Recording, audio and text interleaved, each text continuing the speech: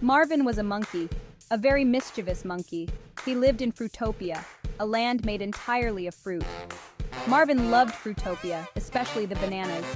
He loved to eat them, play with them, and most of all, he loved to prank with them. One sunny day, I felt particularly mischievous. I wanted to do something big, something that would make the whole of Fruitopia laugh. I decided to pull off the greatest banana heist the land had ever seen. I knew just the place. Mr. Mango's fruit stand, home to the biggest, juiciest bananas in Fruitopia. Marvin's plan was simple, yet brilliant. He would use his agility and wit to outsmart Mr. Mango. First, I gathered a bunch of grapes. Big, juicy, purple grapes.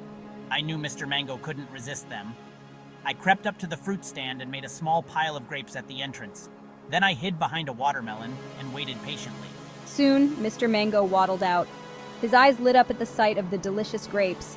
He bent down to pick them up.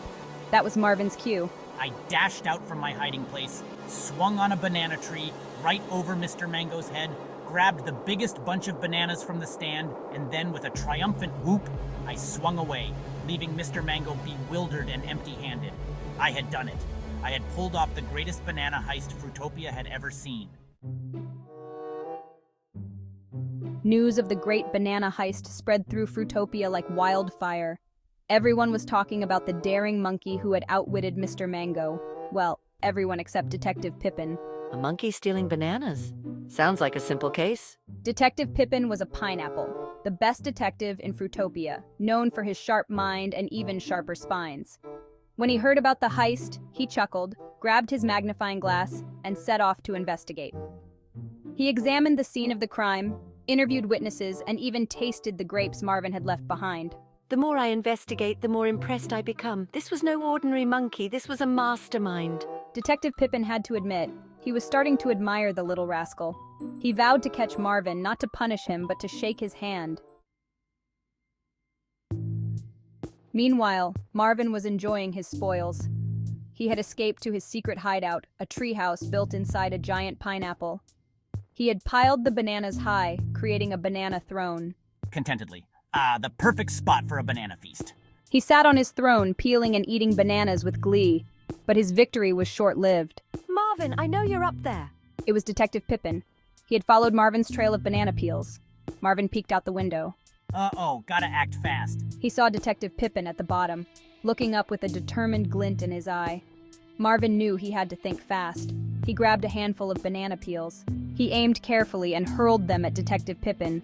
The peels landed on the detective's spiky head, covering him in sticky banana goo. S1, take this! Ah, you slippery little monkey. Marvin had bought himself some time, but he knew he couldn't stay in the treehouse forever. Marvin scrambled out of the treehouse. He swung from branch to branch, banana peels flying behind him. Detective Pippin, covered in goo but undeterred, gave chase. The chase led them through the bustling fruit market, past stalls overflowing with juicy mangoes, plump strawberries, and sweet, sweet pineapples. Marvin was quick, but Detective Pippin was clever. S1, can't catch me. I'm on your tail, Marvin. He used his sharp mind to predict Marvin's moves. He cut corners, climbed fruit ladders, and even slid down a watermelon rind. The chase was a sight to behold. The other fruit folk cheered them on, laughing at their antics. This is actually kind of fun. Marvin led Detective Pippin on a wild goose chase, through orchards of oranges, fields of blueberries, and even a grapevine maze. He was having so much fun, he almost forgot he was being chased. He had to admit, Detective Pippin was a worthy opponent. You're not too bad yourself, Detective. He was starting to like the spiky pineapple. Finally, Marvin grew tired. He decided to face Detective Pippin. He stopped at the edge of a giant strawberry field. He turned to face his pursuer.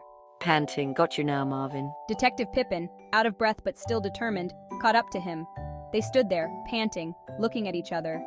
Marvin, expecting to be arrested, was surprised when Detective Pippin burst into laughter. You're a slippery one, Marvin. I have to admit, that was the most fun I've had in ages. Marvin, relieved and amused, started laughing too.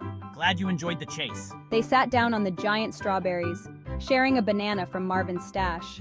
From that day on, Marvin and Detective Pippin became the best of friends. They pulled off many more pranks together. And they always made sure to leave a few bananas for Mr. Mango, just to keep things interesting. Here's to new friendships and more adventures.